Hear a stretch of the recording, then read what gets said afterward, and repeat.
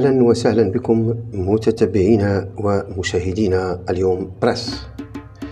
من المنتظر أن يشارك 24 ناديا في النسخة المقبلة من الدور الإفريقي، والتي ستحظى بزعامة مسابقات الكاف بداية من الموسم القادم، وستشمل الفرق 24 المشاركة في الحدث القاري 54 دولة بدل 8 فرق التي شهدتها النسخة الأولى، مقسمين على 3 مناطق. وسيتم توزيع الأندية 24 على 3 مناطق هي شمال إفريقيا، وسط غرب ووسط إفريقيا، شرق وجنوب إفريقيا، بمشاركة 8 فرق عن كل منطقة.